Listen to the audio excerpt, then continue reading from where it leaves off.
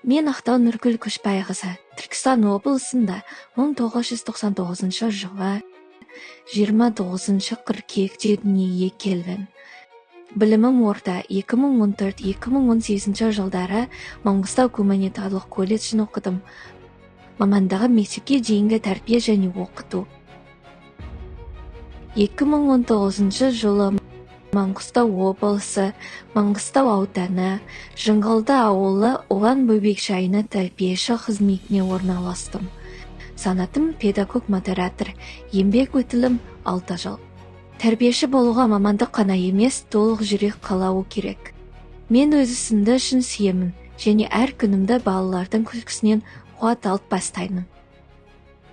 Заманауи әдіс-тәсілдерді қолдана отырып, әр сабағымды қызықты әрі пайдалы өткізуге тырысамын. Себебі бақытты бала табысты болашақтың кепілі.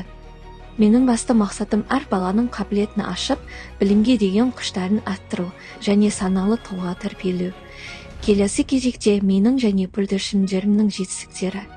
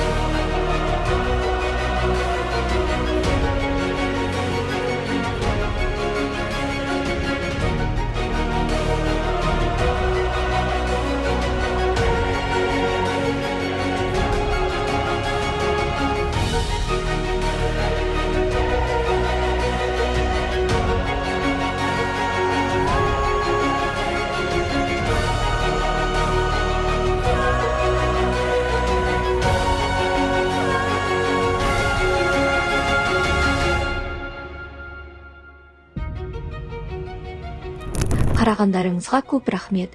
Басқа қатысушыларға сәттілік, өзіме жеңіс тілеймін.